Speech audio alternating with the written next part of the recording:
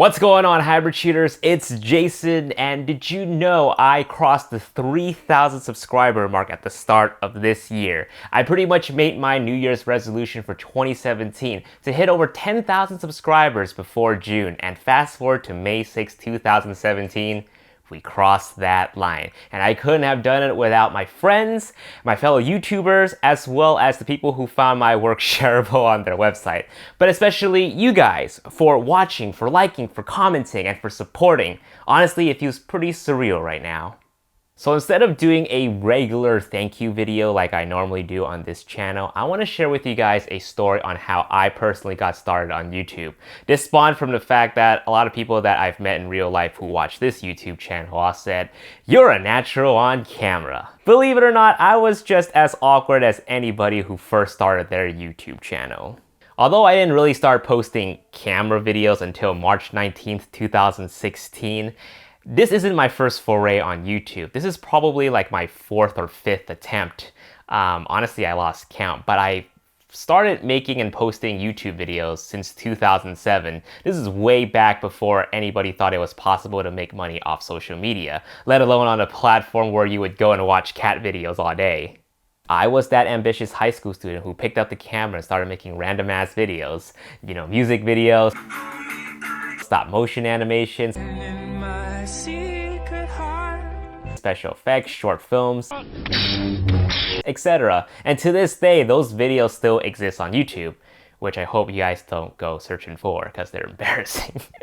All my friends who watched those videos all thought I would one day become a director for movies in a huge production environment, but to be honest with you guys, I never really saw that kind of future for myself. In fact, I really didn't know what it is that I wanted to do or where I wanted to take the video making stuff, but I knew one thing.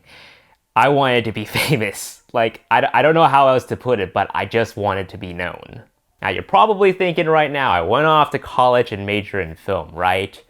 Well, not really. I mean, I did apply for film when I was entering and applying for the university, but the year that I came in, they changed it from film and visual culture to media and cultural studies, which is less focused on film and more focused on the medium of communication.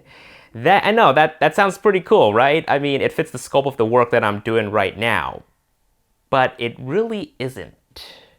Doing business on social media was still at its infancy. Pre-roll ads on YouTube were barely becoming a thing. Twitter was still 140 characters of nonsense. Parents weren't even on Facebook yet. And what the hell is Instagram? Let alone Snapchat. We don't have Snapchat until... Wait, actually no, Snapchat existed towards the end of my college years. But anyways, my point is that the program is awesome. It has a lot of potential, but it was way ahead of its time. I mean, of course, throughout the years that I was in college, these things eventually started to exist, started to evolve, started to adapt, started to become what it is today. But back when I was in college, they weren't really. So really, I didn't learn much in college aside from basic film theories and indigenous people. Yeah, I really didn't even know how to operate a camera aside from putting it on auto and hitting that record button. Yeah, it was pretty bad.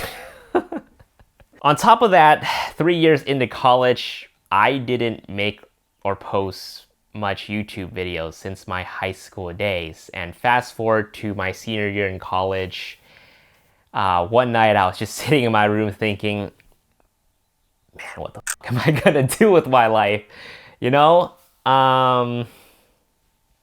It was just one of those heart-hitting life moments that I'm pretty sure a lot of people go through or went through or whatever. And that night, my bright idea ended up being to is to end up starting a YouTube channel talking about my favorite Japanese rock band.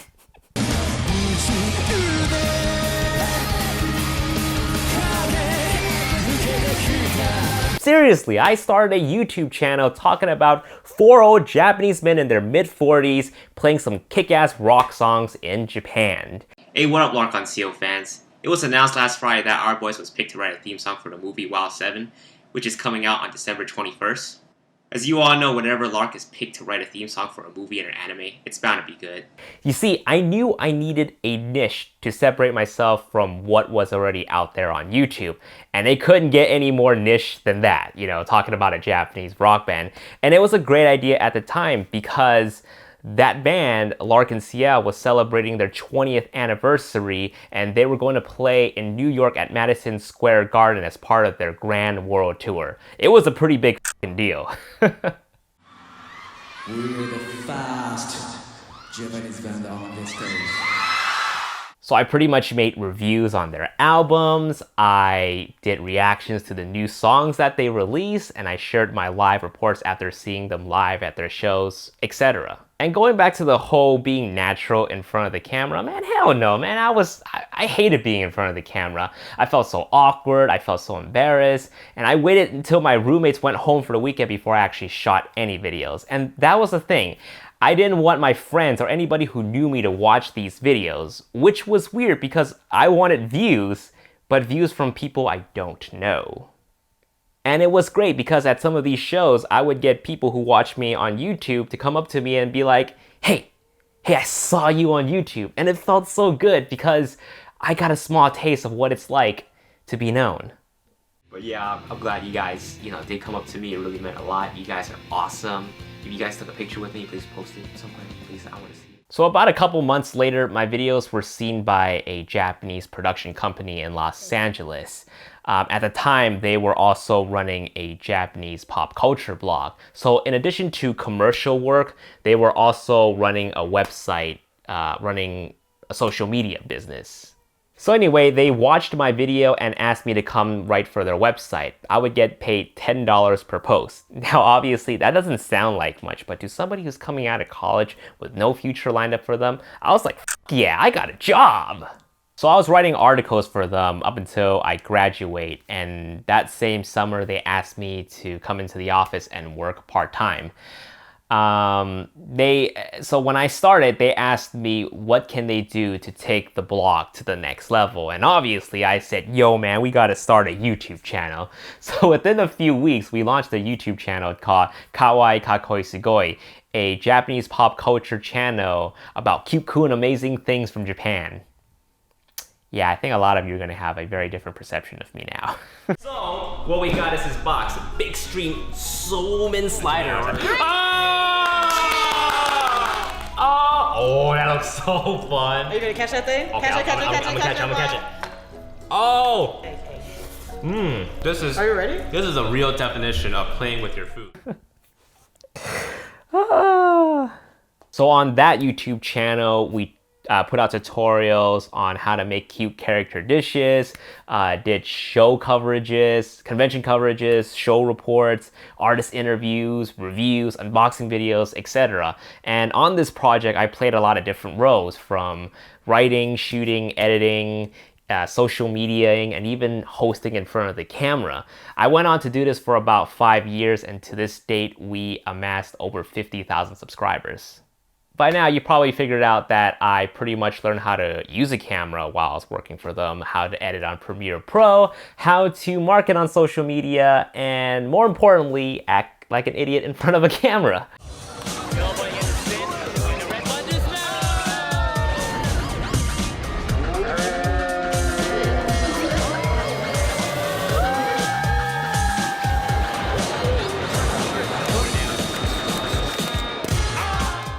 Just kidding, but definitely more comfortable being in front of the camera for sure. Which brings us full circle. 2016, March 19th, I posted 2 videos. Welcome to my channel and why I'm switching to the Sony a7R II. And from there, I started making videos on my spare time while I'm not doing Japanese pop culture stuff. And a year later, which is now, decided to pursue this YouTube channel full time. Whew, man, to think that this all started from me talking about 4 old Japanese men playing some kick-ass rock songs. It's pretty surreal.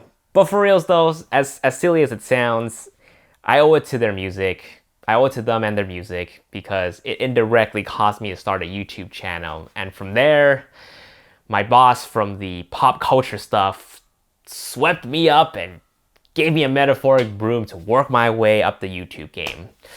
Because of them, they gave me a start and the opportunity, so I'm very grateful for that.